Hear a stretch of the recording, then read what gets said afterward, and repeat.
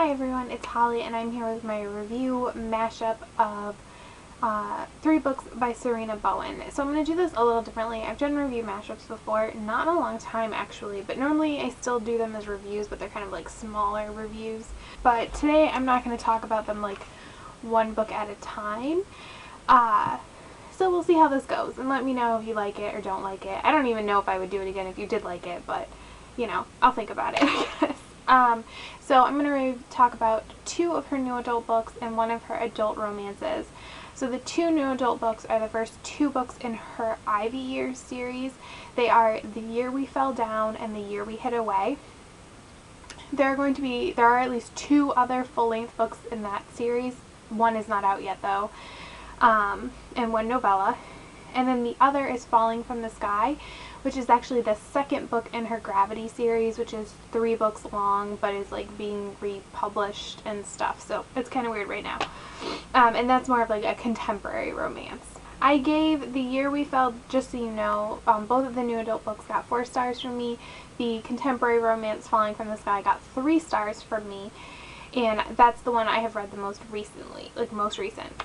The new adult books are told in dual POV, traditionally alternating, but I don't think consistently. Sometimes you stay with the same character for multiple chapters. They follow college students, and I would definitely say they're a little angsty.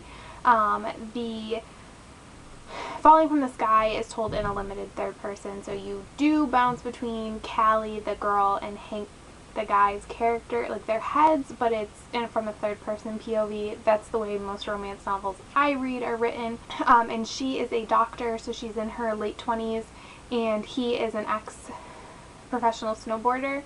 He gets injured at the opening of the book, and like permanently injured basically, and he's early 30s probably. I will say in general I find the new adult books the writing to be more nuanced and deeper, and it's really odd to read a book by the same author written in different points of view and like the writing style to be so different, but I mean they're different genres, so it makes sense. The contemporary romance is told in a more traditional formulaic style for romance, and it doesn't push the boundaries as much. I will say, because I didn't say this when I did my wrap up, the reason I really wanted to read Falling from the Sky was the synopsis says that Hank is like self-medicating with alcohol, and he is, but not really. Like,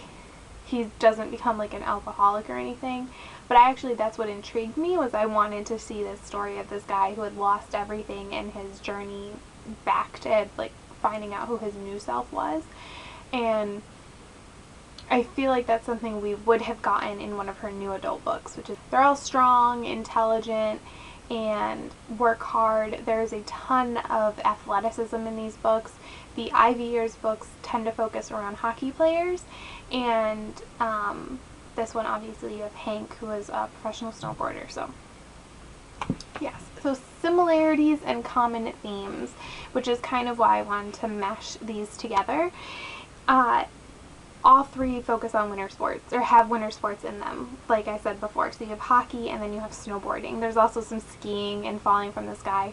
And the characters in these books typically lose their sports, often in a permanent way. So in The Year We Fell Down, both of the main characters are injured, one more permanently than the other. One is just a broken leg, whereas the other is a spinal cord injury. And so they're taken away from hockey. In Falling from the Sky, Hank has a spinal cord injury as well and can't snowboard anymore. And then in The Year We Hid Away, both of the characters like hockey but are pulled away from it, not due to physical injury, but due to circumstances in their lives. The heroine is kind of trying to escape something in her past, and so she chooses to escape from hockey as well. And the hero has a secret, and his life is too complicated to participate in hockey. The whole physical traumatic injury thing, again, a big reoccurring theme here, and it's one of the things I love most about these books is looking at losing something that's such a part of yourself, and especially when you lose something so that you can't even walk, or it's one thing if like you hurt your knee and you have to recover, and then maybe you can't play your sport anymore because if you are athletic in that way, it would just immediately give out on you. But you can still function like a normal person, so you can still walk, all of those things. But these characters don't have that.